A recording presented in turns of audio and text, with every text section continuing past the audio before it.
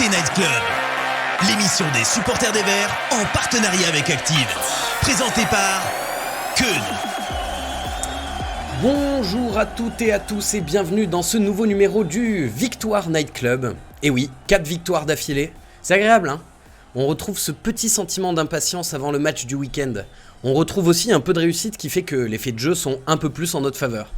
Enfin, je dis ça, mais si on pouvait éviter de perdre un joueur sur blessure par match, ce serait quand même de meilleur augure pour la suite. Ce soir, on se retrouve donc pour parler de cette nouvelle victoire, essayer d'analyser ensemble ce qui a été bien et ce qui a été moins bien, parler de ce vent de renouveau et des nouveaux objectifs qu'ils peuvent amener peut-être, tout ça bien sûr sans s'enflammer. Pour m'accompagner ce soir, Joss, qui fait souvent sa pub pour sa chronique dans le SNC, mais qui fait aussi la pub du SNC dans sa chronique, ce qui est ni plus ni moins que la définition du conflit d'intérêts ou de l'autofellation, à vous de voir, appelez ça comme vous voulez. Bonsoir Joss. Salut Ken, moi j'appelle ça un juste retour d'ascenseur, bonjour à tous. Et avec nous également Eric, qui nous régale toujours de son œil avisé à chaque fois. Bonsoir Eric. Bonsoir à tous, j'espère que vous allez bien, hein. Puis je te trouve très gentil avec mon œil avisé, c'est mignon. Bah si, à chaque fois c'est intéressant ce que tu dis. À Merci, chaque fois. merci, Ken. Franchement, on se connaît depuis 1 an et demi, j'ai pas vu une seule fois où t'as pas été pertinent. Oh là là, tu vas me faire rougir. Et puis ce soir, on n'a pas Carlusso qui est encore en week-end, on lui souhaite donc une bonne dernière, bon courage. Mais vous inquiétez pas, on parlera quand même de Saïdousso. Et puis bien sûr, je suis là pour vous lire dans le chat, donc n'hésitez pas à donner votre avis, on essaiera de lire au maximum. Allez, c'est parti, débrief. Active Synthé Night Club, le débrief. Bon messieurs, comme je le disais en introduction, on est donc sur une série de 4 victoires consécutives. C'était pas arrivé depuis 2019 et l'époque Jean-Louis Gasset. Si jamais on venait à avoir une 5e victoire consécutive, ce serait pas arrivé depuis 2016. Mais au-delà des chiffres, j'ai envie de vous demander déjà votre sentiment ce soir en quelques secondes. Eric. Bah, c'est assez rassurant parce que on fait 4 victoires sur 4 matchs contre des concurrents directs. Samedi, on fait pas vraiment un beau match et pourtant on le gagne avec un clean sheet. Donc, j'ai l'impression qu'il y a une espèce de... Et c'est rare que je dis ça parce que les Verts ont quand même tendance à nous décevoir une fois sur deux, mais j'ai l'impression qu'il y a une espèce de dynamique qui s'est créée où les joueurs ont enfin compris le principe de l'humilité dont parlait Batless. Ils ont enfin compris le fait aussi qu'ils avaient un travail à effectuer sérieusement dans le fait de gagner des matchs, de mener pour pouvoir après être plus tranquille. Et pour le coup, la deuxième mi-temps était vachement plus en gestion, on a vachement plus subi, même si la première était pas spécialement belle. Mais il y a quelque chose qui s'est créé. Oui, on va en reparler de cette deuxième mi-temps parce que évidemment tout n'a pas été positif malgré le résultat à la fin. Joss, toi, ton sentiment ? Alors, on l'a entendu un petit peu évidemment parce que vous avez écouté sa chronique sur YouTube ou lu sa chronique sur Peuple Vert, mais ton sentiment global en ce début de semaine? Alors je le résume en 2 mots, une forme de sérénité d'une part et le sentiment du devoir accompli. Effectivement, tout n'est pas parfait. L'avis que je donne là, il est sur le match, mais il est globalement sur la série de 4. Le job a été fait. Alors, bon, il n'y a pas forcément de quoi réclamer des lauriers ou une médaille, mais quand même pas avoir la mémoire trop courte. Il y a eu des périodes pas si lointaines où le job on le faisait pas. Là, il est fait. Il y a eu des matchs très corrects, d'autres moins. Le dernier est pas le plus abouti, on va dire, le plus maîtrisé. Mais en attendant, ça fait 12 points sur 12. On a sorti la tête de l'eau, on peut enfin respirer. Et je trouve quand même que même dans un match pas complètement abouti, il y a quand même la continuité dans certaines certitudes. Et notamment celle de se dire, voilà, on joue une équipe comme Pau à Geoffroy Guichard, on doit la battre, on la bat, point. Et ça me suffit pour l'instant, voilà. Ouais, la SSE qui retrouve un petit peu sa place, ou en tout cas la place qu'on lui accorde. Je vois que ça partage un petit peu hein, cette idée on n'oublie pas où on était il n'y a pas si longtemps. Je vois Albert dans le chat qui dit match poussif, mais victoire malgré tout. 4 victoires contre des adversaires directs, tout bénéfice. Il y a Céline qui nous dit la moindre des choses c'était de gagner contre les équipes de notre niveau. Maintenant j'attends le jugement suprême contre Bordeaux et Le Havre. Et là j'avoue je suis très inquiète. Nous n'avons pas été capables de dominer des sujets à notre portée. Alors avec le haut du tableau. Et justement on va en parler un petit peu des matchs qui vont arriver parce qu'on aura un mois de mars qui sera peut-être un petit peu plus difficile que le mois de février. À la fin de la rencontre, Batles disait être un petit peu déçu du jeu. Est-ce que vous aussi, du coup, vous avez été déçu par la prestation globale par rapport aux autres matchs, aux autres victoires? Oui, c'est pour moi des quatre, c'était le moins abouti ce match-là, le moins spectaculaire, le moins maîtrisé, on va dire. Mais encore, je pense que c'est une vertu de savoir les gagner ces matchs-là. Ça, c'est plutôt le propre des équipes qui vont bien. Mais moi, je me suis pas régalé plus que ça. Première mi-temps, il y a quand même eu des moments où je pense qu'on était vraiment bien, enfin, en termes de pressing, en termes d'intensité. Par contre, c'était extrêmement brouillon techniquement, c'est-à-dire qu'on a récupéré pas mal de balles, mais on les a perdues très vite. Quand on l'a récupéré, on n'a pas forcément toujours fait quelque chose de très propre.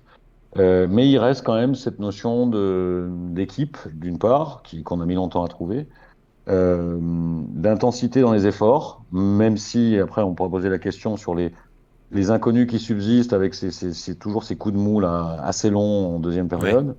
Oui, à partir de ça l'heure peut de être un jeu peu... à peu près. Ouais, ça peut être, ouais, parfois même un peu avant, un peu au retour des vestiaires, ça peut être un peu inquiétant. Euh, voilà, pas hyper spectaculaire, mais j'ai pas non plus passé un mauvais moment à Geoffroy Guichard samedi. Voilà. Et Eric, toi, pareil sur la prestation globale, donc j'ai l'impression que Joss retient avant tout l'état d'esprit, on va dire. T'es pareil du coup là-dessus? Ouais, je suis assez d'accord. Bah, c'est ce que je disais déjà au dernier SNC. On risque d'avoir un problème au niveau du jeu face à des équipes qui jouent leur peau dans le sens où, enfin, sans mauvais jeu de mots, je crois que c'est Apia qui avait fait la Oh, même. qui jouent leur peau, bien ouais. Euh, c'est compliqué parce que Pau de base c'est une équipe qui est assez joueuse, mais en fait, enfin, autant en première partie de saison quand on était en difficulté, ils savaient qu'ils allaient nous mettre nous mettre des bâtons dans les roues en allant proposer du jeu, en nous mettant en difficulté par le jeu et non pas par les contre-attaques. Là maintenant, la tendance s'est un peu inversée. Enfin, par exemple, là samedi, je trouve qu'on a joué contre une équipe de Pau qui était un peu reculée, un peu moins en seconde période parce qu'ils ont pris un peu confiance en eux, mais dans ces conditions-là, c'est assez difficile de créer du jeu. Après, là où je suis d'accord avec Batles, c'est que pour autant, je pense les Verts sont un peu retombés dans leur travers de jouer un peu les mains dans les poches, un peu dans la facilité, un peu dans la précipitation, et que du coup, on a gagné 2-0, mais certainement pas avec la manière, et que il faudra faire attention à être un peu plus sérieux, notamment sur les phases de construction, contre des équipes contre qui ça pardonnera moins. Ouais, cette petite forme de nonchalance dont tu parles, on l'a vu dès le début du match avec Batles qui reprenait pas mal Nkunku en lui disant de jouer simple. Ouais, bah c'est exactement ça. Et puis ça peut être Crasso aussi qu'on a vu très en difficulté, je trouve, moi, ce week-end. Enfin, comment dire, qui dans ses prises de balles était un peu plus mou que d'habitude, un peu plus lent, un peu moins dans l'anticipation. Et ça se voit direct, en fait, sur le match. C'est que on a des joueurs qui vont réagir plus lentement, qui vont avoir une seconde de retard, peut-être parce qu'ils seront plus mous. Et dans la construction, ça facilite pas du tout les choses, quoi. Bon, Ken, il y a notre boss à tous qui est pas boss pour rien, qui fait une remarque assez juste. Moi aussi, j'étais un peu surpris par enfin, on fait vite la fine bouche quand même, hein, parce Ouais. que je trouve que les gens oublient vite ce Alors, qu'on a vu en début de saison. juste pour lire ce que disait Romain dans le chat, Ouais, parce pour les gens qui il va écoutent au en stat et il a podcast, raison. Il a euh, raison. pour les gens qui écoutent en podcast et qui n'ont pas le chat, 19 frappes, 8 cadrés, on a vu pire comme somnifère cette saison. Assez surpris d'avoir vu certaines réactions sur les réseaux sociaux. On va pas gagner tous les matchs aisément. Moi, je suis assez d'accord avec ça. C'était pas un mauvais match. Il était moins abouti que d'autres. Euh, ouais, il y a des joueurs qui étaient moins bien. Crasso était moins bien, mais là encore, je trouvais Eric un peu dur. il était moins bien et ça se voit effectivement sur le jeu. Malgré tout, il est présent quand même sur les 2 situations offensives qui font 2-0. Il n'a pas été complètement transparent. Moi, je l'ai vu plus transparent que ça, Crasso. Ouais, Mais d'accord. oui, tous un tout petit peu moins bien, ça donne quelque chose d'un peu moins bien, mais c'était pas. Enfin, on a vu des matchs bien plus Ouais. dégueulasses que ça cette année, hein, bien plus Ah dégueulasses oui, que oui. ça. Et surtout, je répète, on a vu des matchs euh, pas mieux en tout cas et qu'on gagnait pas. Donc, C'est vrai. je pense qu'il faut pas, surtout pas minimiser ça. Je crois que c'est Jupra qui a dit un truc intelligent, ça lui arrive assez rarement, donc je vais quand même le souligner. C'est que on a un peu oublié qu'on a battu 4 équipes de suite et des concurrents directs, et ça, c'est une perf en fait. Ouais. C'est une perf, il n'y a aucun match qui est donné en Ligue 2. On l'a bien vu. Et là où on disait en début de saison, bah ouais, mais bon, on galère parce que les mecs, ils viennent pas pour trier des lentilles. Là, il faudrait minimiser ça. Moi, je suis pas d'accord. C'est une vraie performance de l'avoir fait, quoi. C'est tout, point. Bah, pour rebondir sur la satisfaction de ces 4 derniers matchs et de se contenter aussi de ces victoires-là, il ne faut pas oublier que il y a encore un mois, on était à 7 points du premier non relégable. Là, on est 7 points devant le premier relégable. Donc on a inversé quand même particulièrement bien la tendance. Je suis d'accord avec ce que tu dis, Joss, et c'est vrai, enfin, t'as raison de remettre ça un peu, enfin, de prendre un peu de recul là-dessus, parce que 4 victoires en 4 matchs, c'est pas mal. Après, moi, c'est vrai que j'ai cette réaction en me disant, quand on avait gagné 5-0 contre Bastia, puis 2-0 contre Bordeaux, on avait ce truc de se dire, bah, c'est bon, on est lancé, et en fait, ce manque d'humilité, ce manque de réflexion dans se dire, eh ben, on peut chercher à faire mieux. Ça a amené l'équipe après dans les bas-fonds que ça l'a amené. Et je pense que, enfin, c'est pas non plus négatif d'amener encore une espèce d'exigence malgré la réussite qu'on a ces derniers temps. Bah, c'est la fameuse humilité dont parle Batles aussi. C'est en cherchant toujours à progresser, on montre qu'on ne se satisfait pas de ce qu'on a. C'est Euh, ça. on va revenir sur des points un petit peu plus spécifiques. Un des très très très très gros soucis, et je pense pas faire d'euphémisme là-dessus, du début de saison, c'était la défense, qui était complètement poreuse et peureuse même également. Est-ce que on a une défense, selon vous, qui est enfin sereine, et quelle part Seydou Sow a dans ce renouveau un petit peu de notre ligne défensive, selon vous? Moi, je pense que on a une équipe qui, enfin, on a une défense, du moins, qui commence à avoir des automatismes, qui commence aussi à, et ça c'est très bien, à trouver un petit peu les qualités, les difficultés de chacun et du coup à se compenser. Euh, enfin, c'est ce qui va nous aider, c'est ce qui va nous aider à progresser encore plus. Pour autant, enfin, là, ce sont des joueurs qui jouent ensemble vraiment depuis 2 mois environ, depuis qu'on a repris après la Coupe du Monde. Donc il y a des automatismes qui sont pas encore totalement là et ça se voit sur certaines phases de jeu. C'est aussi un schéma de jeu qui peut être un peu risqué dans le sens où là mon conduit joue un peu plus haut que les derniers matchs parce que du coup il y a une autre animation. Donc, enfin, c'est une défense qui est bien meilleure. On est en train de retrouver So petit à petit parce que, mine de rien, il s'est remis la tête à l'endroit. Et je pense que c'est ce qui lui faisait défaut en début de saison, c'est qu'il avait juste le moral dans les chaussettes et Ouais. il pouvait pas jouer à son meilleur niveau. Briançon tout seul, il pouvait rien faire. Petro, dans le positionnement où il était, il pouvait rien faire. Enfin bref, on avait des problèmes de partout, que ce soit au gardien, aux latéraux, en centrale. Enfin bref, et là, on est en train de trouver une espèce de recette, pas miracle, mais qui fonctionne très bien, avec des joueurs qui vont apprendre à se connaître de plus en plus, avec différentes qualités, différentes faiblesses, mais ça se compense très très bien. On a un très bon gardien. Donc je pense que enfin, c'est très positif en fait ce qui est en train de se passer. Et aussi, enfin, d'une manière générale, dans le schéma défensif de toute l'équipe. Il y a des joueurs qui font des efforts, il y a une Nkunku qui revient à fond à chaque fois pour défendre. Cafaro, de son côté, bon, on l'a presque pas vu dans le match, mais quand il joue piston, c'est pareil. Donc je pense qu'il y a des joueurs qui ont une vraie implication. Joss, sur la défense, c'est vrai que j'ai tout de suite mis en avant Seydou Sow, qui a été élu d'ailleurs par Ouais, les moi j'aurais supporters. pas commencé par là. On va Ouais. pas commencer par là, mais bon, je suis rémunéré par Sylvain Green Prospect pour dire du bien de Saïd Ousso, donc je vais être obligé de le faire. Alors, Non, je sachez plaisante, je que plaisante, je vous, plaisante, je plaisante. vous Il m'a pas pouvez, rémunéré. vous pouvez maintenant, à Merci. l'issue des matchs, aller sur peuplevert.fr et noter les joueurs. Ça nous donnera les notes des supporters que je vous afficherai tout à l'heure. Et puis, vous pouvez aussi voter pour l'homme du match. Et l'homme du match a été Saïd Ousso selon les supporters hier. Je te laisse continuer. Mais c'est vrai qu'il y, Alors, il y a aussi le fait que Briançon soit totalement en renaissance depuis quand même un mois et demi, 2 mois. Alors on peut imaginer un parallèle assez direct entre le mieux qu'on voit dans l'équipe depuis plusieurs matchs et le mieux qu'on voit en défense. À mon avis, il y en a un qui est complètement bijectif. Mais la première décoration, c'est que tu as déjà changé 3 joueurs en ta défense. Tu as changé le gardien, tu as changé les 2 latéraux.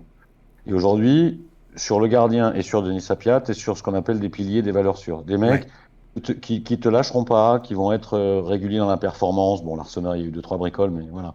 Et Denis Sapia, par exemple, c'est un mec super fiable. Super fiable. Euh, Nkunku, au début, c'est un peu particulier, mais à partir du moment où il est dans le système qui lui va bien, c'est un mec qui t'apporte. Donc déjà, sur 5, tu en as 3 nouveaux. C'est le premier changement. Après, à l'intérieur de ce cadre-là, bah, tu as des joueurs qui vont mieux. Briançon, il est enfin le Briançon qu'on attendait. Alors Ouais. ça date déjà un petit moment, mais Et il est revenu et vite Saïd d'ailleurs de Ousso, sa blessure. Hein. il est revenu de sa blessure. Et Saïd Ousso a fait effectivement un très bon match. Euh, Moi, j'ai vraiment aimé son entrée, surtout qu'en plus, bon, il devait un peu l'avoir mauvaise parce que c'est lui qui avait fait les frais dans la défense à 3 du retour de Cafaro. Bon, visiblement, ça l'a pas trop affecté. Il a été très bon, notamment dans toutes ses interceptions. Quelques relances encore un tout petit peu Mm. hybrides, mais il a été très bon. Donc, effectivement, cette défense, elle va mieux globalement de par l'apport de mecs qui rassurent tout le monde. Et parce que ceux qui, du coup, s'intègrent dans cette coquille vont mieux parce que l'ensemble va mieux. Hein. Et peut-être le meilleur exemple là-dedans, c'est Léo Petro. Léo Petro qui a été tellement à la peine sur les 6 premiers mois, notamment quand il était latéral gauche. Aujourd'hui, c'est un mec, on va dire, il fait le job de façon sérieuse dans une défense de Ligue 2. Pas de problème dans ce rôle-là. Donc, effectivement, il y a eu quand même une vraie, peut-être pas une métamorphose, mais une vraie évolution positive sur la ligne défensive et sur la façon dont l'équipe défend. Parce qu'effectivement, tu as raison de souligner l'apport que peuvent avoir les milieux, notamment mon conduit, pas sur ce dernier match, mais sur les matchs d'avant, l'apport des pistons dans les retours, les couvertures, enfin tout ça. Ça va beaucoup mieux. Et à partir du moment où tu prends moins de buts, où tu es plus solide, bah, le reste va forcément mieux. Je vois Albert dans le chat qui dit bon match de Saïd Ousso, mais le patron c'est Briançon avec un Appia en grand frère et Petro au niveau. Donc ouais, on voit qu'il y a une forme de sérénité qui s'est installée dans cette défense et ça c'est cool. On commence à parler un peu des individualités. Je vous propose qu'on fasse le moment des tops et des flops. On va commencer, victoire oblige, par les tops. Allez-y dans le chat si vous pouviez donner 3 tops sur ce match, qui ce serait. Et puis je vais venir vous voir, messieurs. Eric, toi, ce serait qui tes 3 tops? Ouais, j'aurais dit Briançon, Sceaux et mon conduit quand même. Parce que pour le coup, mon conduit, parce qu'il a fait un vrai travail de l'ombre. Euh, je crois que c'est le joueur qui a récupéré le plus de ballons dans le match. Ça doit être 14. Euh, alors, il est dans un rôle un peu différent de ce qu'on a pu voir au début du mois, mais je pense que c'est aussi dû au fait que la défense a repris confiance en elle et qu'il peut se permettre de jouer un peu plus haut et que lui-même a repris confiance en lui. Ok. Parce que tout à l'heure, Joss, tu parlais de Petro qui s'est révélé. Je pense qu'on peut aussi parler de mon conduit qui, sur la première partie de saison, était très décevant. Et là, je le trouve très correct. Donc ouais, je Moi, je pense suis qu'on pas, peut je le suis pas, mettre en alors, avant. moi, je suis pas d'accord avec mon conduit, mais apparemment, je suis un des rares. Non, je vois dans Voilà. le chat, Mais, tu mais, vois, mais je vois c'est d'autres personnes qui peut-être plus disent. personnel. Moi, c'est son attitude qui me dérange, mon conduit. C'est pas la première fois que je le vois. On le voyait moins ces derniers temps, mais moi, je l'ai vu perdre des ballons, dont certains qui auraient pu être dangereux. Alors, ok, la plupart du temps, il a fait l'effort pour revenir. Mais moi, les mecs qui perdent un ballon, qui s'arrêtent et qui se tournent vers l'arbitre pour gueuler, je peux pas. C'est plus fort que moi, ça. Quand tu es dans une équipe de foot, tu fais pas ça. Voilà. Et mon conduit le fait souvent, vous regarderez. Il l'a fait très, très souvent en première partie de saison. Il le faisait moins. Et là, il l'a fait. Et moi, pour moi, ça le sort du podium. Voilà, c'est une question d'attitude. Il y a Pascal dans le chat Euh, qui appuie, qui dit mon conduit était fatigué ou trop confiant en fin de match, ça aurait pu nous coûter cher. Oui, alors Ouais, après, ouais. à côté de ça, mon conduit, effectivement, il a la taille d'un joueur de Ligue 1, il est techniquement très propre, il y a pas de souci. Voilà, mais bon, là, c'est plus un avis un peu perso. Je Ouais. trouve qu'il n'a pas été si bon que ça tout le match, comme d'autres d'ailleurs. Hein, c'est pas proprement lui. Je pense qu'il a eu un vrai coup de mou aussi lui au cœur du match. Voilà, moi j'en ai d'autres que je mets avant lui. Voilà. C'est une cri du cœur. Bah écoute, Hum. Eric, est-ce que tu acceptes de mettre le rôle de mon conduit en top plus que mon conduit? Oui, oui, oui, si ça vous fait plaisir. Après, non, mais je suis d'accord avec Joss dans le sens où c'est pour ça que j'ai dit que je le trouvais très correct et pas bon ces derniers temps. C'est qu'il a encore ces petites sautes de comportement, ces petites attitudes qui sont pas forcément bonnes pour le collectif. Pour autant, pour parler du rôle, si, voilà, pour vous faire plaisir, je le trouve très utile, voire précieux dans ses bons côtés. Après, ses mauvais côtés sont des facettes qu'il faudrait gommer pour qu'il soit vraiment un top joueur dans cette équipe. Mais pour autant, je pense qu'il mérite d'être remarqué. Enfin, c'est un de ceux qui mérite le plus d'être remarqué ce week-end Ok. avec Briançon et Sceaux. Ok, bon, et la défense, on en a un peu plus parlé. Toi, Joss, t'es top, ce serait qui? Moi, je mets Denis Sapia en premier parce que C'est ton chouchou un peu. ouais, non, c'est pas mon chouchou, mais c'est pas un joueur génial. Mais par contre, il a une régularité dans les performances. Il est solide, quoi. Il est solide. Quand il a fallu qu'il change un peu de système, il l'a fait. Ouais, moi j'aime bien ce joueur-là. Vraiment, j'aime bien ce joueur-là parce qu'il a apporté une assise. Il fait partie des joueurs qui ont apporté cette assise et ces petits éléments de certitude dont on manquait.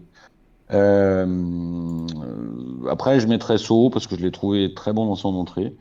Euh, et ouais, Briançon a été très bon aussi, ouais. Mais j'aurais bien aimé juste pour mon copain Hervé qu'on parle juste un peu de Wadji. Alors, il a pas Ouais, été super bon Wadji, mais il met un but, il fallait être là. c'est ce qu'on lui Il demande. est généreux, il met des buts match après match. Tout le monde nous avait promis la foudre après les croisés de Charbonnier. Bon, il fait quand même le boulot, alors dans un style différent. Et il est généreux. Moi, j'aime bien ces Hmm. joueurs-là. Voilà. Donc, s'il fallait en citer un autre, je citerais celui-là. Alors, si je prends un petit peu les tops dans le chat, vous avez pas été nombreux là à mettre vos tops. Allez-y bosser un peu aussi, hein. Il n'y a pas que nous, hein. Albert, il nous dit top Bouchoirie, Briançon, Larsonneur. Pascal dit Larsonneur, So et Wadji. Céline dit Bouchoirie, So et Wadji. Et c'est vrai que quand on a fait noter du coup pour l'homme du match, donc c'était Seydou So qui est sorti en numéro 1, Bouchoirie qui est sorti en numéro 2, et Nkunku, décidément, un petit peu le tube de ces dernières semaines Ouais, qui arrive Bouchoirie, numéro moi 3. j'ai bien aimé sa première mi-temps, mais Bouchoirie, il a quand même tendance à avaler la trompette en deuxième. Hein. Je suis d'accord. Je pense qu'il manque encore un peu il De manque coffre. encore un peu de coffre, Ouais. un peu de continuité. Alors ça viendra probablement voilà, avec l'expérience, avec la répétition des efforts, etc. Et du coup, comme c'est un mec super actif, qu'on voit beaucoup, il touche énormément de ballons, dès qu'il commence à piquer un peu du nez, ben on voit tout de suite la différence aussi. Voilà, c'est un peu dommage, c'est un peu ce qui lui manque à mon avis, pour Ouais. franchir un cap. Par contre, quand il est comme en première mi-temps, c'est un régal à voir jouer, ce genre de mec. Hein. Voilà. Euh, À ce genre de petit gabarit là j'ai- qui se j'ai- j'ai- retourne, qui fait mais des. ouais, j'ai envie d'être un peu exigeant avec lui parce que je pense qu'il peut faire encore mieux que ça. Voilà. Bah, c'est Denis Balbir, je crois, qui disait cette semaine qu'il en attendait beaucoup plus de lui parce qu'il avait un talent énorme, il me semble. Oui, et Regragui on parle quand il parle de l'avenir des futures sélections du Maroc comme un des piliers des prochaines sélections du Maroc. Ouais. Bon, il y a l'Arseneur effectivement qui revient beaucoup. Ouais, t'as un truc à dire, Eric? Non, non, non, je voulais juste dire que j'étais d'accord avec Joss pour Bouchoirie et pour Nkunku aussi, parce que moi, ces deux joueurs, je les ai pas mis dans mes tops parce que je les ai trouvés notamment ce week-end très intermittents. Irrégulier, ouais. Je suis d'accord. C'est-à-dire qu'il y a des fois où, sur l'espace de 5-10 minutes, on va beaucoup les voir, ils vont beaucoup toucher de ballon, ils vont être impressionnants, et après ils vont disparaître pendant 15 minutes, et puis ils vont réapparaître. Et c'est un peu dommage, parce qu'ils ont été du coup un peu mi-figue, mi-raisin, donc voilà, il faudrait qu'ils se permettent d'être plus présents, d'avoir plus de caractère sur le Oui. terrain. On va passer au flop, messieurs. Allez-y dans le chat, donnez-nous vos flops et je vais venir vers vous et on va commencer avec toi à nouveau, Eric. Ah, les flops, c'est compliqué, parce que C'est tout le monde a compliqué, été, ouais, là sur ce match. ouais, plutôt moyen, voire moyen plus. Je mettrais Crasso, pareil, par exigence. C'est pas qu'il a fait un mauvais match, Ok. c'est qu'il a fait un moins bon match par rapport à ce qui nous a habitués et que je continue de croire qu'il a eu une petite baisse d'intensité lors de ce match-là, il a été un peu plus mou que d'habitude et que ouais, ça m'a peut-être un peu déçu. Sinon, à côté de ça, Personne n'a fait de match catastrophique en fait. bah oui. Ce serait dur d'en mettre. Ouais, allez, ouais, je vais mettre l'Aubry en deuxième, mais c'est c'est vraiment pour mettre quelqu'un parce que l'Aubry, ça fait notamment depuis le retour de la Coupe du Monde que je me dis qu'il peut apporter beaucoup plus et qu'il le fait pas. Alors, je sais pas si c'est un problème d'animation, je sais pas si c'est un problème de consigne que lui donne Batles, mais je trouve qu'il joue trop bas, il joue trop dans la latéralité. Et enfin, je veux dire, s'il jouait un peu plus dans les 30 derniers mètres, ce serait fantastique, quoi.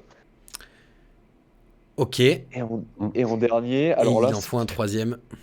il en faut un troisième. Ouais, Enfin, il en faut un troisième. Non, aucune obligation Ouais, si non, tu veux. je vais m'arrêter là, je crois, parce que je pense qu'il y a personne d'autre qui mériterait d'être en flop. Ok, ça marche. Joss? Bah, si, moi j'en vois un. J'en vois un, c'est Mathieu Cafaro. Alors c'est un peu dur, mais Mathieu Cafaro est quand même fragile, hein. Et puisqu'on parlait d'un renouveau qui passe par la fiabilité, euh, des gens sur qui on peut compter, voilà, des gens fiables. Et ben Cafaro, entre les suspensions stupides, les petites blessures, machin, il est pas tout le temps là, quoi. Alors après, je préjuge pas du coup qu'il a pris, qui était probablement très handicapant, même si ça l'a quand même pas empêché de tirer un coup franc, malgré tout. Euh, ouais, je suis un peu déçu de ça. C'est un joueur, quand j'essaie de repenser la saison en arrière, je me dis, est-ce que Cafaro, tu es capable de te dire, 3 matchs de suite, tu as trouvé bon? Eh ben, probablement pas, parce que d'abord, je suis même pas sûr qu'il a été là 3 matchs de suite, quoi. C'est un peu Non, dommage. non. Voilà. C'est vrai qu'on en espérait plus à son arrivée. Pour Ouais. l'instant, c'est un peu, effectivement, Ouais, intermittent, quoi. voilà. Après, alors moi, je peux pas mettre Crasso dans les flops parce que d'abord, c'est quand même un joueur qui a donné beaucoup ces derniers temps, donc il a le droit de lever un peu le pied. Et puis, je crois qu'on confond trop souvent avec Crasso l'impression de nonchalance qu'il donne avec des coups de moins bien.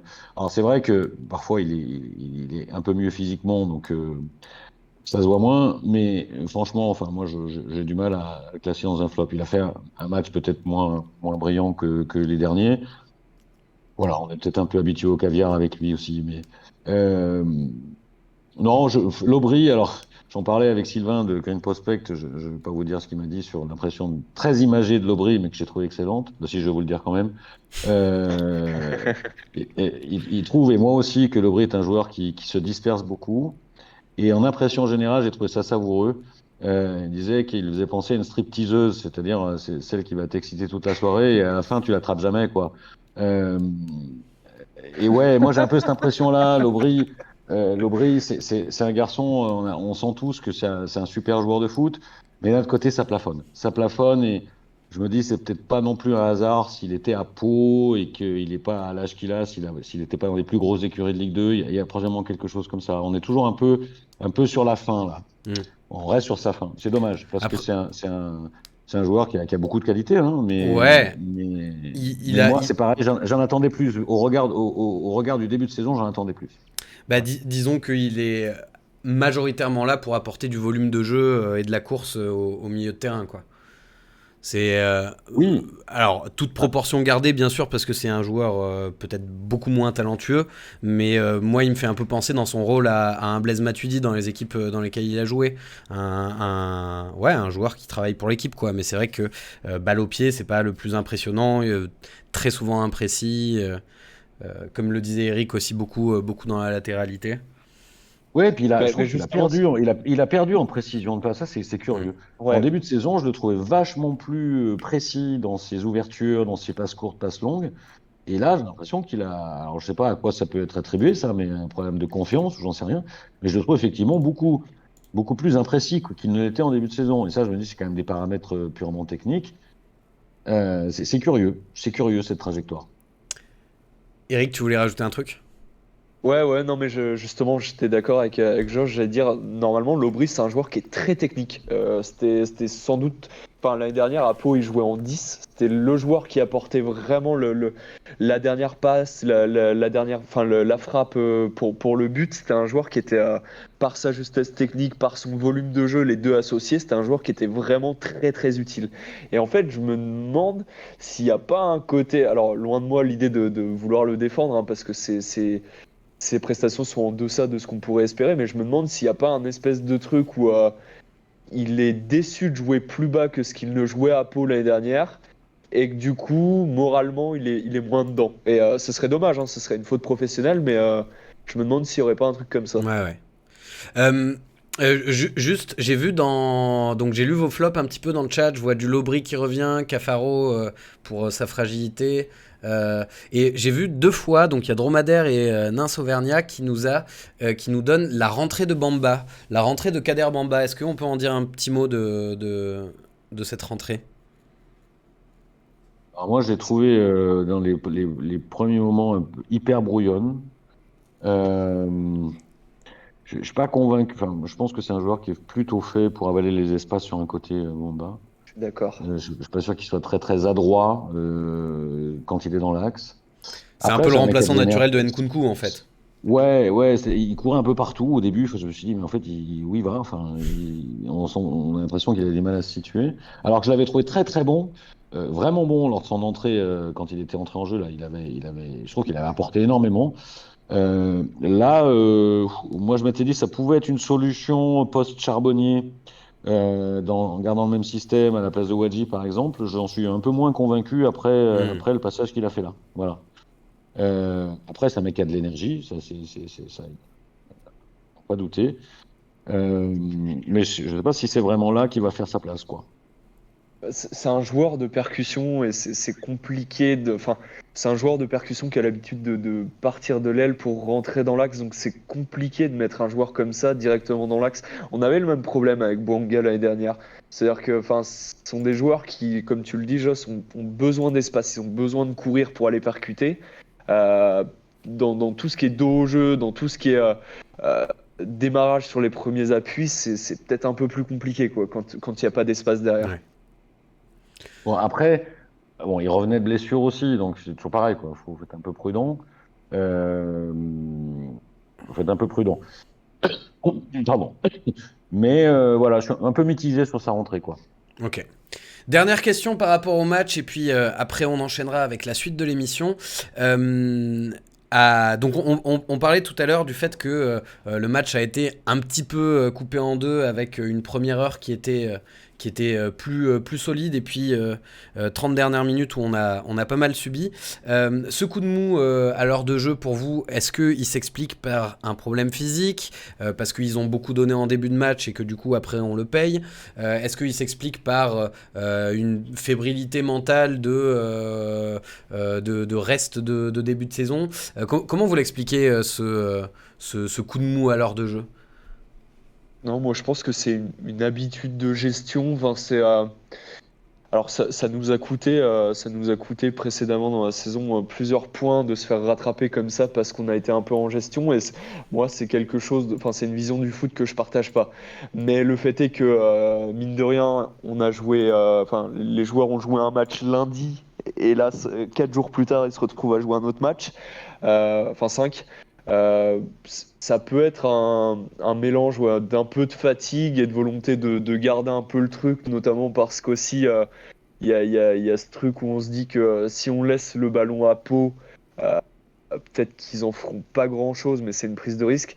Je pense que, enfin, c'est plus au niveau physique et dans la volonté de gérer qu'une fragilité mentale, parce que là, on est quand même dans une équipe qui a l'air relativement sereine, qui commence à avoir confiance en elle, qui commence à avoir des joueurs qui se comprennent, qui se soutiennent. Donc, non, je pense plus que c'est au niveau physique dans une volonté de gérer. Joss? Ben, moi, je sais pas trop, hein. J'avoue que je suis vraiment dans l'interrogation à ce niveau-là. Bon, on voit la baisse de régime correspond toujours plus ou moins à la baisse de régime des milieux, peut-être notamment de Bouchoirie. Je sais pas l'expliquer. Je sais pas si c'est physique. Probablement un peu. Après, si c'est une notion purement de calcul stratégique, voire peut-être de relâchement inconscient du fait qu'on mène au score, ça, je pense que c'est vraiment des choses à gommer, quoi. Parce que là, c'est passé, mais ça passera pas forcément toujours. En tout cas, face à des adversaires d'un autre calibre, ça passera, à On mon aura avis, vite la pas. réponse. Enfin, en tout cas, on aura plus de soucis. Après, moi, j'ai un peu de mal avec l'option physique parce que on est à un moment de la saison où normalement, enfin, on n'est pas tout à fait à la fin de la saison, on n'est pas tout à fait au début de la saison. C'est une Oui, on est période un peu dans le gros. compliquée, on est un peu dans le cœur. On a repris quand même depuis un certain temps après la coupure. Bon, après, personne ne sait, comme c'était absolument exceptionnel cette coupure d'un mois en plein milieu, personne ne sait dire vraiment quels vont être les impacts en fait sur les organismes et sur l'aspect athlétique des choses. Mais ouais, moi j'ai un peu de mal à me dire que c'est physique. Alors bon, si on évacue le fait que ce soit physique, il faut chercher dans les têtes. Et là, j'avoue, je sais pas. Ok. En tout cas, je pense que c'est un. Enfin, j'imagine que le staff technique se penche dessus parce que c'est pas la première fois. C'est quelque chose à corriger parce que là encore, contre d'autres équipes que Pau, ça pourrait Oui. nous piquer le derche, quoi. Ça peut Voilà. coûter cher. Je vois vite fait 2 questions. Magic Fafan qui demande pourquoi aucune communication sur la blessure de Mouefek. En vrai, si, il y en a un peu de la communication. En conférence de presse, il disait que on a encore quelques semaines d'indisponibilité. Et Fomba aussi, par rapport à son entrée, effectivement, c'est pour l'instant, il n'apporte pas ce qui était censé apporter quand on nous l'a présenté. Mais sur ce, on va passer à la chronique de Eric. Qui va nous parler des ingrédients pour le renouveau de la SSE. Alors, j'ai ton petit jingle. Le problème, c'est que ton jingle, il dit l'œil du centre, parce que d'habitude, tu parles du centre de formation.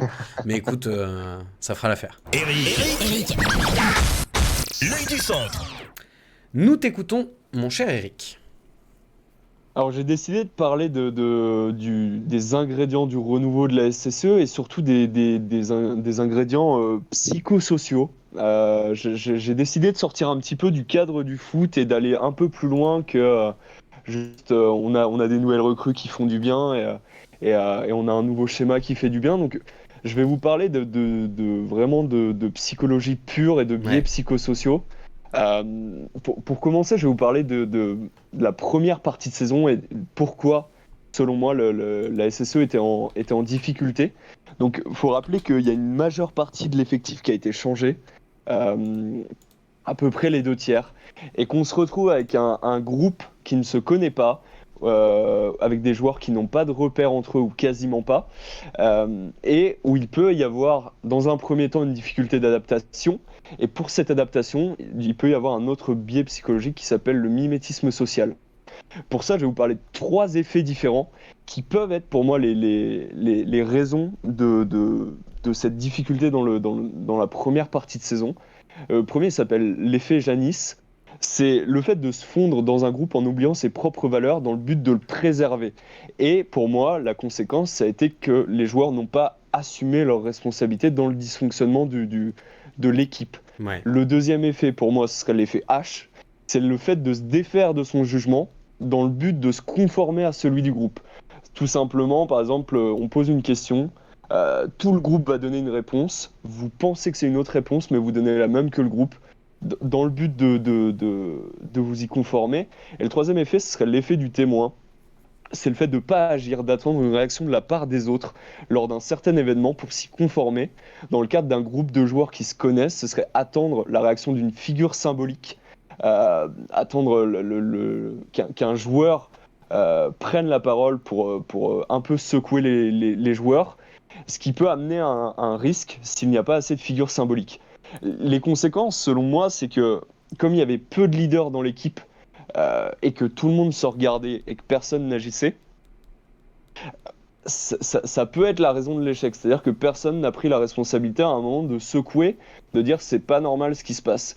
Et donc les leaders qui, selon moi, en première partie de saison étaient seulement Batles et peut-être Briançon, se sont retrouvés esselés, n'ont pas été suivis dans leurs idées, n'ont pas été suivis dans leur volonté. Et forcément, ça amène à un échec. Euh, Par exemple, c'est la raison pour laquelle en NBA, les équipes vont recruter des vétérans. Ce sont des joueurs qui ont plus d'une trentaine d'années, qui sont censés être des cadres dans le vestiaire, pas forcément sur le terrain, et qui vont amener les autres joueurs dans cette arme, dans cette volonté de gagner. Du coup, en deuxième partie, je vais vous expliquer pourquoi, par rapport à la première partie, pourquoi le recrutement de la SSE a permis de changer totalement le visage et notamment le comportement des joueurs sur le terrain. Le recrutement, en fait, il a permis d'inverser tous les effets que je viens de vous citer. C'est-à-dire qu'on a recruté 3 joueurs qui sont charbonniers, selon moi, Charbonnier, Appia et Larsonneur, qui sont des vrais leaders, qui sont des vrais compétiteurs et qui sont des joueurs qui vraiment donnent tout à l'entraînement et en dehors. Donc, ce sont des joueurs qui sont arrivés, comme je vous le disais tout à l'heure, comme des figures symboliques, qui sont imposés au groupe avec cette volonté d'amener l'ensemble de l'équipe, du staff, du club vers le haut et qui, par les procédés que je vous ai expliqués, ont amené les autres joueurs à mimer ces comportements, à les copier et à donner plus sur le terrain et en dehors. Et je cite particulièrement Petro et Monconduit qui, pour moi, sont les joueurs pour qui c'est le plus marquant. Ce sont des joueurs qui étaient vraiment en dedans en première partie de saison, qui étaient effacés sur le terrain et qui nous coûtaient plus de points qu'ils nous ont rapporté. Depuis le retour de la Coupe du Monde, depuis les recrutements, ce sont des joueurs qui ont vraiment pris confiance en eux. Et je pense que c'est vraiment ça l'explication. Ce sont des joueurs qui ont pris confiance en eux parce qu'ils ont trouvé des repères dans le vestiaire qui leur permettaient de se battre pour ce dont ils avaient envie. Et en troisième partie, je vais terminer vite parce que je sais pas combien de temps ça fait que j'y suis. T'inquiète, à titre perso, je bois tes paroles, c'est très intéressant. Je vais parler du rôle de Batles. Je me souviens, à la fin du mois de décembre, avoir eu une discussion avec Sylvain où on s'interrogeait en fait sur les capacités de meneur d'homme de Batles.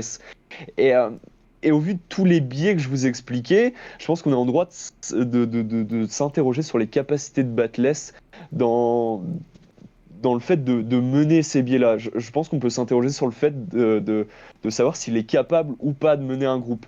Parce que là, je pense que c'est le recrutement des autres joueurs qui lui a permis de faciliter sa place, là où avant, il n'était pas en position d'amener les joueurs vers ce qu'il voulait. Et en plus de ça, je pense qu'au début de saison, il avait parlé du fait de ne pas donner d'objectifs. Dans un groupe sportif, le fait de ne pas donner d'objectifs précis dans le cadre d'une compétition, ça peut amener à une espèce de sous-évaluation des enjeux et des risques qu'il peut y avoir, et du coup d'avoir des joueurs qui, comme ils n'ont pas d'objectif, n'ont pas de volonté d'atteindre ces objectifs, et donc n'ont pas de volonté tout court. Le fait d'avoir une équipe qui au milieu de saison était relégable et dernière, ça a permis d'insuffler un vrai objectif aux joueurs, à savoir sauver le club. Voilà, c'est ça, mettre la tête hors de l'eau. En plus de ça, on a eu des joueurs qui ont amené les autres vers le haut, ce qui a permis vraiment à chacun de se motiver pour atteindre l'objectif en particulier. Pour finir, je dirais que la psychologie d'un groupe est importante et je pense qu'elle a été sous-évaluée par la direction de la SSE l'été dernier. Je me souviens que c'est des discussions qu'on avait déjà eues où on se demandait en termes de leader si on en avait assez dans le groupe. Je pense qu'on n'en avait pas recruté assez. On n'en avait pas recruté du moins d'assez entreprenant, et que ça amenait à une situation où tous les joueurs se regardaient un peu, personne ne prenait le leadership, personne ne réveillait les autres, et que là, c'est quelque chose qui s'est corrigé par le mercato d'hiver. Ok, merci Eric, hyper intéressant. Donc l'effet Janis, l'effet H et l'effet témoin. Je retiens ça. Joss, est-ce que tu as envie de réagir justement sur tout cet aspect psychologique et sur l'arrivée de vrais leaders? Je me permets juste d'appuyer en ton sens. Je suis totalement d'accord avec toi. Et pour moi, le moment de la blessure de Charbonnier est assez marquant de voir à quel point tous les joueurs étaient derrière lui, alors qu'il est là au final que depuis quelques semaines, et ça montre aussi l'impact qu'il a pu avoir sur la mentalité du vestiaire. Joss, est-ce que tu as envie de réagir là-dessus? J'ai déjà envie de féliciter Eric parce que c'était super intéressant. Ouais. Et c'est un éclairage qu'on oublie trop souvent, l'éclairage psychologique dans le foot. On parle souvent dimension athlétique, dimension technique, dimension tactique, et on oublie trop souvent l'importance du paramètre du paramètre psychologique. Je trouve ça super éclairant, très intéressant. Je retiens deux choses sur lesquelles je pourrais avoir des trucs à dire. Alors évidemment, la notion de leader qui entraîne le mimétisme, on l'a tous vécu dans nos vies personnelles et on sait à peu près ce que ça veut dire. Je pense aussi que dans ce sens-là, le recrutement a été intelligent. Par contre, il y a un truc qui m'a fait un peu tressaillir tout à l'heure, c'est d'entendre, par exemple, qu'un joueur, et pourtant c'est probablement vrai, hein, c'est ça le pire, d'entendre qu'un joueur comme Monconduit, qui normalement devait être un de ceux-là, a eu besoin de leader sur le leader, quoi, pour se réveiller. Et ça va jusque-là, donc c'est là où on voit que la psychologie, c'est quelque chose d'assez tendu. Il y a des gens qui sont faits pour être bras droit et pas leader, hein. Ouais, mais alors là pour le coup, Monconduit, moi je pense que dans la tête de ceux qui l'ont recruté, il devait faire partie de ceux-là, les mecs qu'on essaierait de mimer et pas ceux qui allaient mimer d'autres. Et donc là, sur ce plan-là très particulier, c'est un échec, puisqu'il lui a fallu l'arrivée d'autres cadres pour devenir un cadre. C'est intéressant comme approche. Mais justement pour rebondir là-dessus, Monconduit, il a fait une interview il y a très peu de temps où il disait que ses premiers mois avaient été compliqués parce qu'il avait il vivait mal le fait d'arriver à Saint-Etienne. Ouais, voilà, c'est ça. Et ça peut avoir un impact, ça se trouve, c'est quelqu'un qui est un leader de base, et ça peut avoir un impact du coup sur le fait qu'il était moins présent dans ce rôle.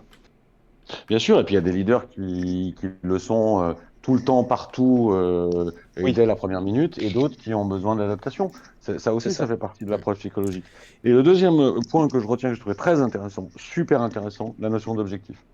Je suis complètement d'accord, et moi je le vis dans d'autres parties de ma vie, le fait d'entamer une saison avec un groupe de compétiteurs en disant « Ouais, les gars, il n'y aura pas d'objectif », je pense que c'est une connerie.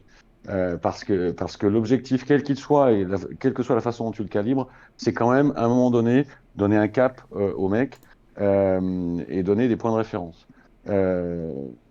Quand on est dans une équipe de foot qui, par essence, est une équipe de compétiteurs, il ne peut pas ne pas y avoir d'objectif. Voilà. Et c'est pour ça que j'ai même presque un peu de mal à croire, alors que Batles l'a dit dans la presse, c'est une chose, j'ai quand même un peu de mal à croire qu'il l'ait fait à ce point-là au niveau du groupe. Parce que si c'est ça, je pense que c'était une erreur.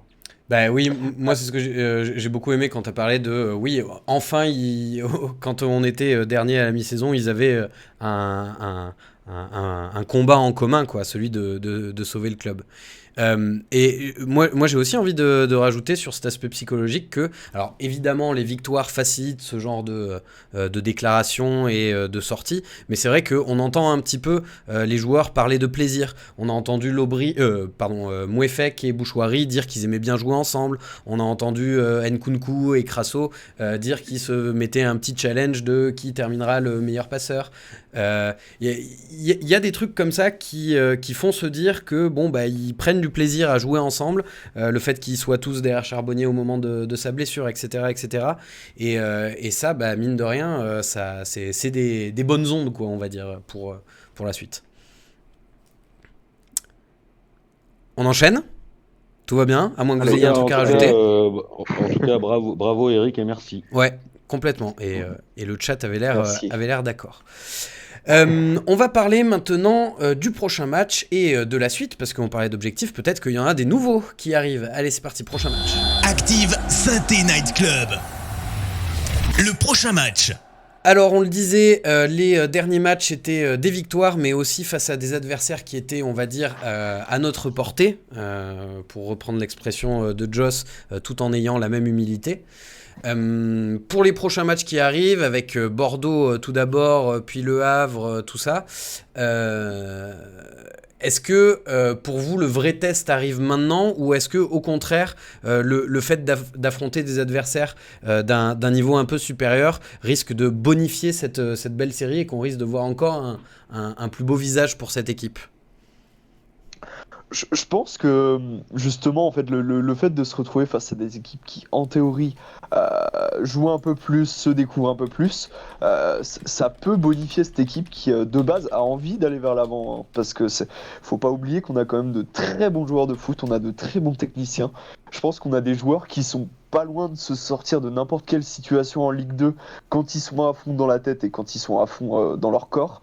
Et que du coup, ça promet de voir des matchs très intéressants. Alors, il faudra justement que les joueurs gardent cette humilité et n'oublient pas qu'ils doivent se donner à fond. Mais ouais, je pense que ça peut donner lieu à de très beaux matchs. Alors, on les gagnera peut-être pas tous, mais au moins, ça donnera un vrai challenge aux joueurs. Joss, j'ai envie de te poser une question. Alors, je précise quand même, je prends des précautions oratoires. C'est pas du tout de l'enflammade, mais est-ce que pour toi, l'objectif des Verts, justement, dont on parlait juste avant, il pourrait avoir changé et que ce ne soit plus uniquement le maintien, qu'on puisse viser un petit peu au-dessus? Je dis ça dans le sens où ça peut aussi tirer vers le haut, de fixer un objectif à atteindre et pas juste un échec à éviter. Moi, je pense que c'est toujours vertueux de se fixer l'objectif le plus ambitieux tant qu'il est encore atteignable. Après, ça n'empêche pas d'être un peu réaliste, et moi je fais partie de ceux-là qui pensent que ça va quand même être un peu compliqué. Mais c'est pas tant le. Pour moi, on est déjà en train de préparer la suite, quoi. Ouais. Alors, par rapport à la série de matchs qui nous attend, effectivement, la pente va se durcir. Je crois pas forcément, Eric, que les équipes qu'on va jouer sont toutes des équipes qui jouent et qui s'ouvrent. Le Havre, ça s'ouvre pas. Pour moi, le Havre, ça s'ouvre moins qu'Annecy, par exemple. Par contre, on va avoir affaire à des équipes qui sont plus performantes dans tous les secteurs de jeu. Et ça va être un bon étalon pour voir un peu si ça tient la route et si on est capable d'aller chercher encore plus haut. Moi, je pense qu'il faut les aborder avec ambition et se dire que les matchs qui viennent de passer donnent des certitudes et qu'aujourd'hui, il ne faut pas avoir peur d'y aller, quoi, tout simplement. Et ça sera, alors là, je rejoins Eric, très intéressant de voir cette équipe qui a quand même évolué là depuis le mercato d'hiver dans son attitude générale, dans la façon d'aborder les matchs, dans la notion d'équipe, de bloc équipe, voir si tout ça, ça tient la route face à du plus lourd ou si ça peine dans les côtes, quoi. Mais je tendance à penser que ça va pas si mal se passer que ça et qu'il faut aborder ces matchs avec ambition, en tout cas. L'ambition qu'on a eue quand on a pris ces 12 points sur 12. Donc Et je suis pas sûr qu'on aura des mauvaises surprises. Voilà. Concrètement, si tu devais mettre un objectif du coup ambitieux mais réaliste, ce serait première partie de tableau? C'est ambitieux, Ah oui, mais oui, c'est ah faisable? oui, non, là je pense qu'il faut ambitionner d'être au-dessus de la 10e place, oui. Ok. Mais tout à l'heure tu disais, est-ce qu'on peut viser plus haut? Alors peut-être que j'ai interprété, mais je pense que tu pensais à la montée. Non, Euh, justement, moi je pensais à première partie de tableau, moi Ah d'accord, ça ok, m'irait déjà ok. très bien. Ah oui, oui, oui, moi aujourd'hui, là, j'ai pas peur d'affirmer qu'avec ce qu'on voit, je serais déçu si on n'était pas première partie de tableau, oui. Eric, tu rejoins Joss là-dessus? Non, mais totalement. Totalement. Enfin, je pense que je rejoins totalement Joss sur le fait de parler d'ambition, d'aller chercher les matchs avec ambition. Sur la première partie de saison, on avait gagné 2-0 contre Bordeaux, on avait gagné 1-0 contre Amiens. Enfin, je veux dire, en plus, c'est la beauté de la Ligue 2 aussi, c'est que il y a une ouverture dans les matchs qui fait qu'on a l'impression des fois que tout le monde peut vaincre tout le monde. Ouais. Et alors, c'est peut-être moins vrai avec Le Havre, qui est sur une série d'invincibilité qui est incroyable, mais la vérité, c'est que je pense qu'avec les joueurs qu'on a, avec comment dire, le potentiel offensif, le potentiel défensif qu'on a, on est obligé, mais vraiment obligé d'y aller avec de l'ambition et que d'y aller juste en fermant les écoutilles, en se disant match nul, c'est déjà bien, je pense que c'est une faute professionnelle.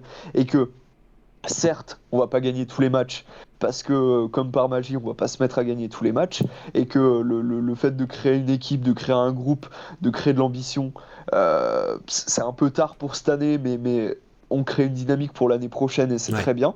Euh, Par contre, on se doit enfin, les joueurs se doivent par respect pour le club, par respect pour ce qui s'est passé en première partie de saison et par respect pour eux-mêmes et pour le coach, d'être les plus ambitieux possibles. Oui, et Et de puis pas moi, se, je pas trouve se qu'on est en contenter de ce qu'il y a train, là. on est en train petit à petit, alors attention, le chemin n'est pas complètement fait. Il me semble, moi j'ai cette impression qu'on est en train petit à petit de, de, de retrouver des résultats qui sont en rapport avec ce qu'on est en droit d'attendre du club, au sens large. Donc si on suit cette logique jusqu'au bout, on est en droit d'attendre de faire des résultats contre ces équipes-là. On ne gagnera probablement pas tous, mais aujourd'hui, effectivement, se dire bah, si on fait un match nul contre Bordeaux, ça sera déjà un miracle. Je pense que c'est pas ça aurait pu être le sentiment Il y a un mois. avant la trêve de la Coupe du Monde, par exemple. Là, moi, j'ai plus envie de l'avoir parce Ouais. qu'il faut pas qu'on l'aborde comme ça. Complètement. Il nous reste pas énormément de temps. Je vais vous afficher la compo qui était la compo de base pour le match contre Pau. Donc c'est pour ça que vous voyez Mathieu Cafaro ici, Denis Sapia ici et pas Saïd Ousso sur le terrain. Je vais vous demander, messieurs, par rapport au match contre Bordeaux, on imagine bien que Laurent Batles va rester dans ce système qui lui a bien réussi sur les derniers matchs. Mais qu'est-ce que vous changeriez dans les individualités présentes ? Je ne sais pas si vous avez la compo sous les yeux ou en tête. Moi, j'ai juste un peu de mal à pas imaginer Saïd Ousso dans cette équipe, mais en même temps, Ah. c'est compliqué. C'est compliqué. En remettant Denis Sapia en latéral droit ? En piston droit, pardon. Bah, c'est la seule possibilité, mais du coup, on perd la qualité de Cafaro, en tout Ah mais cas Cafaro, de toute façon, offensivement. il est Donc, blessé. Hein. ah bah oui, Cafaro, il est blessé. Mais il est blessé pour combien de temps, Cafaro? Je sais pas. Ça, j'avoue que j'ai pas vu passer l'info. Si quelqu'un l'a dans le chat, la durée d'indisponibilité de Cafaro, je sais pas, mais ça m'étonnerait quand même, en étant sorti à la 20e, qu'il soit là. Même avant la Après, 20e. moi, Alors, si je trouve Cafaro que est blessé, Apia, oui, je partirais sur ce qu'on voit là. Ok. Eric ? ouais, ouais, je suis d'accord. En fait, je trouve qu'Apia, il a été très correct, enfin, même plutôt bon dans ce rôle de piston droit. D'ailleurs, c'est lui qui fait la passe D pour Wadji, si Oui, je dis c'est pas de vrai. bêtises. C'est vrai. C'est-à-dire qu'il n'est pas très impressionnant dans la percussion comme peuvent l'être d'autres joueurs, mais il a ce mérite à la fois d'être rassurant défensivement, là où les pistons, par exemple comme Nkunku, sont peut-être des fois beaucoup trop dispersés, et qu'en plus de ça, ben, il a une qualité de centre qui est quand même pas mauvaise. Il sait se placer où il faut quand il faut, ce qui est déjà une bonne qualité en attaque, et que mine de rien, cette équipe, enfin avec beaucoup de sérieux, beaucoup d'humilité, je pense qu'elle peut aussi défaire Bordeaux. Ouais. Sinon, j'étais en train de me dire, il y a Mm. peut-être moyen, on fait jouer Nkunku à droite en mauvais pied, et du coup, c'est Petro qui reprend la place de piston gauche, mais Petro, on le sent quand même Ouais. plus à l'aise dans la Alors défense là, à 3 que alors sur le là, côté. Hein. voilà. Ouais, moi, j'y vais pas. Hein. Petro, piston, j'y vais pas. Hein. Je vous le dis. J'ai un ami, il vaut mieux tenter Kader Bamba en piston dans ce cas-là. Hein. Ouais. Ah, mais il défend pas du tout. Par rapport à... C'est pour ça, Non. je le En mettrais termes pas dans les... d'équilibre d'équipe, je pense que en l'état de l'effectif disponible, j'ai vu passer une info de Nico Saint-Paul qu'il semble laisser penser que la blessure de Cafaro, ça sera un peu long. En termes d'équilibre, je pense que ça, c'est ce qu'on a le plus équilibré à l'heure actuelle. Ouais. 1-1, je suis d'accord. Et Mouefek doit revenir quand, quelqu'un sait, ben, on n'a pas de date précise, mais a priori quand même, Batles c'est a pas l'air pour tout un de petit suite. peu inquiet quand même. Oui, c'est pas pour tout de suite. Ouais. Donc par rapport à ce match, donc j'ai bien compris que vous étiez ambitieux et que vous pensez que ça peut le faire. Et ben justement, je vais vous demander vos pronostics. Combien est-ce que vous imaginez et des buts de qui? Si buts il y a. Enfin après le premier qui À me dit Bordeaux 0-0, je lui mets une tarte. Hein, mais... Moi, je vois une victoire 3-2 à Bordeaux. Donc Ça une va jouer, victoire de ça Bordeaux. va- Non, une victoire 2-3, une victoire de Saint-Etienne. Ok. Ok, alors un triplé de qui? Un but de Wadji, un but de Wadji, un but de Crasso et un but de Bouchoirie. Ok. Sur une petite frappe de loin, le Benji. Ouais, sur une frappe. Ok. Eric? Moi, je verrais victoire 2-1. Et je dirais but de Briançon et but de Nkunku. Parce que, Ok. parce que je pense que contre Bordeaux, les offensives vont être très occupées à distraire les défenseurs et que la différence, ça se fera soit sur coup de pied arrêté, soit par les éclairs de vitesse que peuvent avoir Wadji, Nkunku ou peut-être Crasso. Mais du coup, je vois bien Nkunku et, euh, et Briançon marquer. Ok, très bien. Alors dans le chat, j'essaye de prendre un peu les choses. 2-1 pour la SSE, Crasso, So, Bordeaux, ASSE 1-1, 1-1, but de Crasso, 4-4, quadruplé de Wadji. Nico Saint-Paul nous dit évidemment, bien sûr. C'est très drôle. Bordeaux 2-1, pour la SSE, Crasso Wadji. 2-0, doublé de Joss, bien sûr, le cow-boy qui mettrait un coup de fouet aux petites fesses bordelaises. Eh bien, écoutez, il est 22h, messieurs, dames. Merci d'avoir suivi cette émission. Merci à vous, Eric et Joss, de m'avoir accompagné. J'en profite de cette fin d'émission pour faire un gros bisou à Alex Peuple Vert qui prend un tout petit peu de recul avec le SNC pour les prochaines semaines. Je l'embrasse et j'en profite aussi pour faire un gros bisou à Pascal Feindouno qui est du haut de mes 27 ans le joueur qui m'a fait le plus rêver dans ma vie de supporter des Verts, que j'embrasse fort puisqu'il a fêté son anniversaire hier, c'est ça, ou avant-hier? Non, aujourd'hui, non? Aujourd'hui? Ouais. C'est son anniversaire aujourd'hui? Ah oui, voilà. Bon, bah, bon anniversaire, Pascal. Désolé, j'ai fait de la merde. Je savais que c'était dans le coin. Et C'est aujourd'hui. petite précision, c'est pas Alex Peuple Vert qui a pris du recul, hein, c'est l'autre Alex. Ah, ok. Ah putain, mais je comprends rien. Moi. Bon, allez, il est temps d'aller se coucher et d'aller manger une bonne potée. Allez, bisous tout le monde. À la semaine prochaine pour débriefer, bien sûr, la victoire contre Bordeaux, on l'espère. Salut tout le monde. Salut à tous, bonne soirée, allez les Verts. Allez les Verts. La la